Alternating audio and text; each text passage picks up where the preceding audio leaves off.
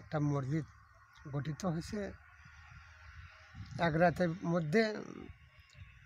খালি ওই ফজরের আজান যখন দেয় ওই টাইম থেকেই কাজটা বন্ধ হয়ে গেছে। আমাদের ময় মুরব্বী করতে পারবে যে এটা কোনভাবে তৈরি হয়েছে। এক রাতে তৈরি মসজিদটি তৈরি হয়েছিল এক রাতেই। জিনপরীরা সারা রাত জেগে এই মসজিদ বানিয়েছে। অনেক রকমের কারুকার্যময় অলঙ্করণ ও পুরু দেয়াল গড়তে গড়তে রাত শেষ হয়ে যায়। দিনের আলোয় জিনপরীরা থাকে না, তাই গম্বুজের কাজ শুরু না করেই তারা চলে যায়। অসম্পূর্ণ থেকে যায় মসজিদটি। ঠাকুরগাঁওয়ের প্রাচীন মসজিদ সম্পর্কে প্রচলিত আছে এমনই লোককাহিনী। ঠাকুরগাঁও জেলা শহর থেকে উত্তর দিকে পঞ্চগড় মহাসড়ক ধরে 10 কিলোমিটার এগিয়ে গেলেই ভুল্লি বাজার। সেখান থেকেই প্রায় 3 কিলোমিটার পূর্বে বালিয়া জিন মসজিদ নামে এই ঐতিহাসিক মসজিদটি অবস্থিত।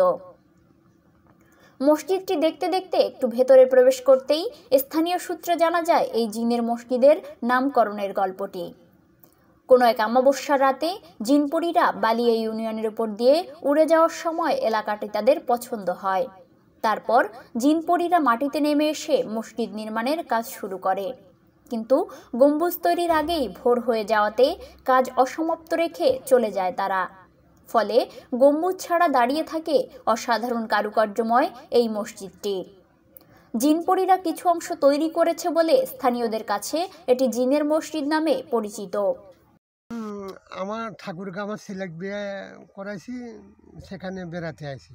জি, বেড়াতে এসে শুনলাম যে জায়গায় একটা মসজিদ গঠিত হয়েছে এক রাতের মধ্যে।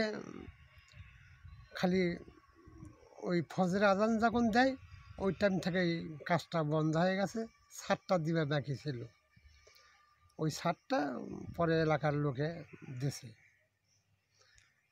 কাল তো দেখাই লাগে, তাইলাম দেখতে, এবং আরও বললো সে গাঁথনিটাও অন্যরকম ধরন। মানুষের যেভাবে গাঁথনি করে ওই রকম ধরনের গাঁথনি না। মসজিদ সম্পর্কে ধারণা। মসজিদটা যখন হয় তখন তো আমাদের ছোট আইতি হয়েছে আর কি। আইতে হওয়ার পরে ছাদ বন্ধ ছিল, ছাদটা করতে একটু পরে মানুষে করছে আর কি। এই মসজিদটা কিভাবে তৈরি হয়েছিল এইটুক বর্ণনা যদি দিতেন। এটা যে কীভাবে তৈরি হয়েছে তা আমরা নিজেও বলতে পারবো না, বুঝছেন না। এটা আমরা নিজেও করে পারবো না। এখন আমাদের ময় মুরব্বী করতে পারবে যে এটা কোনভাবে তৈরি হয়েছে। এক রাতে তৈরি হয়েছে, এক রাতে। আচ্ছা, ধারণা করে বলা হয় বিভিন্ন মানুষ এখানে বলে থাকে এটা জিনে তৈরি করেছে, আসলে কি তাই? এই মসজিদটা জিনে তৈরি তাই করেছে? তো হবে, তাছাড়া মানুষকে একাত্রে করতে পারলো।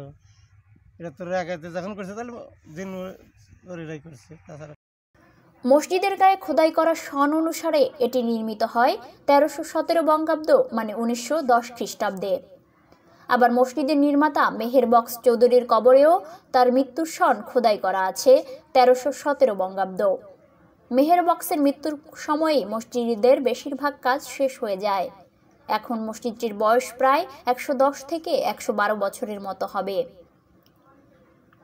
জমিদার মেহের বক্স চৌধুরী 19বিংশ শতাব্দীর শেষ ভাগে বালিয়াতে এক মসজিদ তৈরির পরিকল্পনা করেন। এই জন্য দিল্লির আগ্রা মতান্তরে মুর্শিদাবাদ থেকে স্থাপতি আনা হয়। মুঘল স্থাপত্যের রীতি অনুযায়ী ডিজাইনকৃত এই মসজিদ তৈরি করা ছিল অনেক জটিল ও সময় সাপেক্ষ ব্যাপার। হঠাৎ প্রধান স্থপতির মৃত্যুর ফলে মসজিদ নির্মাণের কাজ থেমে যায়।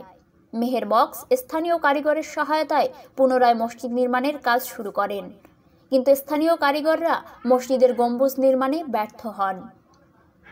1910 সালে মেহের বক্স চৌধুরী মৃত্যুবরণ করেন। এরপর মেহের বক্সের ছোট ভাই কয়েক বছর পর মসজিদটি নির্মাণের জন্য আবার উদ্যোগ নেন, কিন্তু নির্মাণ কাজ সমাপ্ত না করে তিনিও মৃত্যুবরণ করেন। ফলে মসজিদটি গম্বুজ ছাড়াই দাঁড়িয়ে থাকে। অবশেষে মেহের বক্স চৌধুরীর ছেলে মরহুম বসরত আলী চৌধুরীর কন্যা বাংলাদেশের বিশিষ্ট শিল্পপতি তশরিফা খাতুন 2010 সালে ইনস্টিটিউটের কারিগরি সহায়তায় বালিয়া মসজিদটির সংস্কার কাজ শুরু করে। একই সঙ্গে আর্কিটেক্ট সৈয়দ আবু সুফিয়ান কুশলের নকশায় নতুনভাবে গম্বুজ নির্মাণ করা হয়।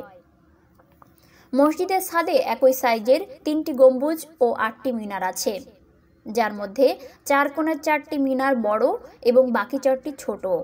ভিত্তিসহ পুরো মসজিদটি চুন সুরকির মর্টার এবং হাতে পোড়ানো ইট দিয়ে নির্মিত। ইটে কোনো কাজ না থাকলেও মসজিদের ভেতরের দেয়ালে বিভিন্ন স্থানে ইট কেটে কলস, ঘণ্টা, ডিশ, বাটি, আমলকি, পদ্ম ইত্যাদি নকশা তৈরি করা হয়েছে।